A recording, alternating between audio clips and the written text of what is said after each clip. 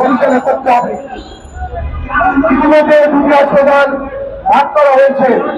আমরা নম্বরগঞ্জ হাসপাতালে সবাই কৃষি করা হয়েছে। এই সবার প্রতি চলবে না আবু সাহেব মুক্ত বলছেন নজরি সেলিম সহ যারা রক্ত দিয়েছে তারা বৈষম্য মুক্ত রাষ্ট্র প্রতিষ্ঠার জন্য রক্ত দিয়েছে। বরিশালে এই আন্দোলনে প্রায় 400 বেশি নেতাকর্মী শহীদ হয়েছে। এই শহীদের তালিকায় বরিশালের ভূমিকা বেশি গত 25 আন্দোলনে। সেই কারণে আমি মনে করি এই হাসপাতাল পাওয়ার অগ্রাধিকার হচ্ছে রংপুরের পরই বরিশাল।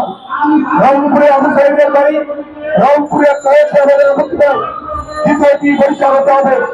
এই নিয়ে যদি কোনো অসহযোগ আন্দোলন করতে হয় আমরা বরিশাল থেকে কুয়াকাটা থেকে সন্ত্রাসের পর্যন্ত বাস করবো। দাবিদার হওয়া পর্যন্ত আমরা বেরিয়ে ছাড়বে না। বন্ধুরা দাবি হচ্ছে আমাদের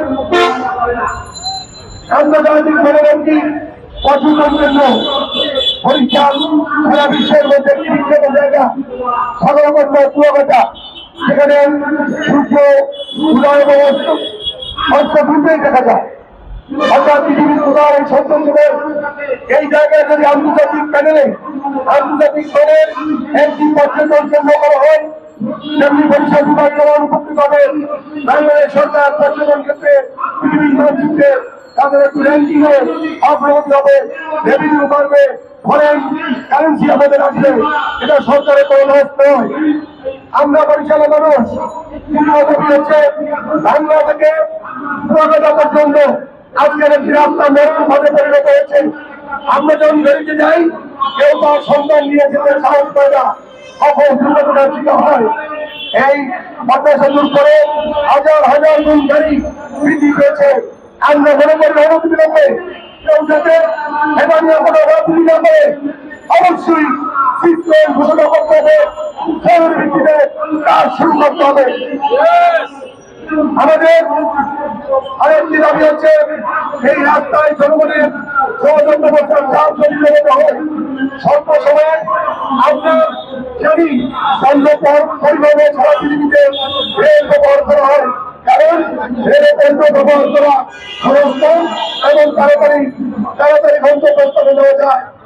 আমাদের দক্ষিণ অঞ্চলে অনেক শিল্প কারখানা রয়েছে, সেই পণ্য ঢাকায় বিভিন্ন পণ্যে নেওয়ার জন্য শহরের ভিত্তিতে আমাদের এই রেল লাইন জরুরি।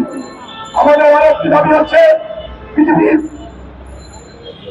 এত আধুনিক হয়েছে, খোলা একটি উর্বর জায়গা, সেই জায়গা বাংলাদেশের রাষ্ট্রের একটি হৃদপিণ্ডে পরিণত হয়েছে।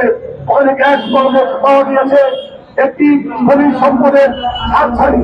সেই খোলাকে ভূখণ্ডের সাথে মিলিত করার জন্য আমরা খোলা বরিশাল সেতু দাবি করছি।